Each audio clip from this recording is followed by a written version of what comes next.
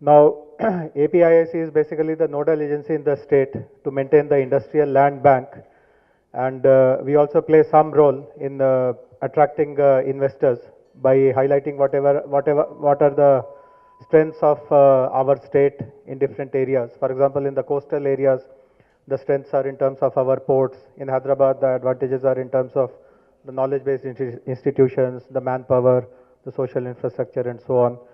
Visakhapatnam, Nellore, and so on and so forth. And we are also involved in creating infrastructure. Once the investors agree to invest in Andhra Pradesh and agree to take lands here, agree to locate their projects here, then we create the required infrastructure, either directly or by facilitating it through other agencies.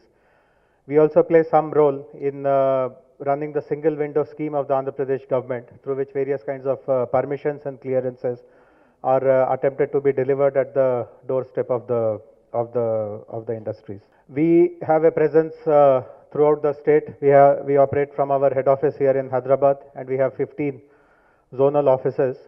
And in the last 40 years of our existence, we have developed over 400 industrial parks, which include SEZs. In fact, the country's largest SEZ is managed by APIIC in Visakhapatnam, Achyutapuram. And we also have a large number of sector-specific industrial parks. And it won't be an exaggeration to say that many of the industrial clusters today have developed in Andhra Pradesh because of the catalytic role which has been played by APIIC. The other important advantage of APIIC is that in all our industrial parks, we enjoy the role of the local authority. So let us say if there is an industrial park located in the Hyderabad Municipal Corporation area, so we play the role of that body where we give the permissions and clearances, etc. So it becomes much easier to interact and interface with our units. Now, specifically in our IT investment region in Hyderabad, we already have developed certain projects for which we have allocated land. For example, in Raidurg, we have the IT park which is called the Hyderabad Knowledge City, where we still have about 150 acres of land. In Khanamet, close to Raidurg, we have 75 acres of land where jointly with HMDA, we are taking up a transit-oriented development projects. For the two electronic hardware manufacturing clusters, the new EHMCs which have been sanctioned by the Government of India, we have roughly about 1,000 acres of land spread in Raveryal and Maheshwaram. Raveryal is nothing but the Fab City area. And similarly in Mamedpalli, we have another 250 acres of land. And we expect that within the next 1 year or so, we will enhance this land bank by another 1,000 acres. One very important piece of land is presently under some court dispute, where we expect a judgment in our favor shortly. And perhaps another 1,000 acres of land will be added to this land bank. Further, the new master plan of HMDA, which has developed beyond the outer ring road, what is known as the area between the outer ring road and the regional ring road. The new HMDA master plan has indicated a number of industrial zones where only industrial activities will be permitted.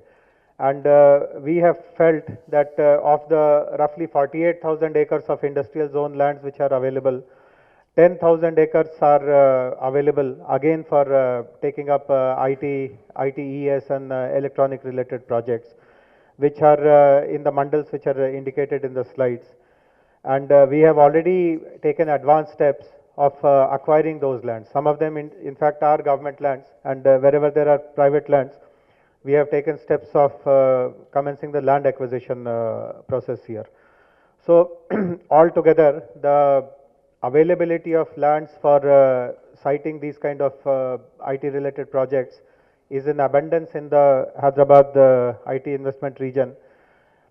Now, the process which we adopt in allocating these lands are roughly summarized in these slides, in the next 3 slides. I'll explain it very briefly.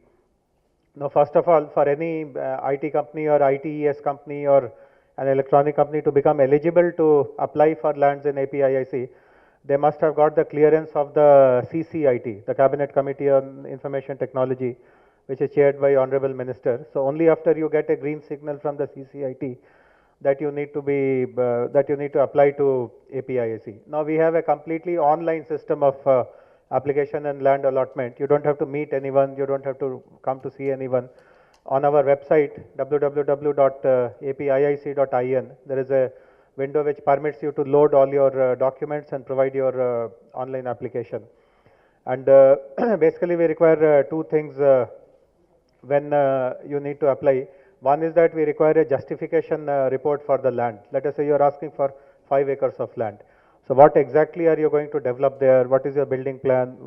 How will your footprint be in those 5 acres? How does it justify that you be given 5 acres of land? That is an important piece of information we require. And the second is, of course, we require the authentic CCIT approval that you have been cleared by that committee.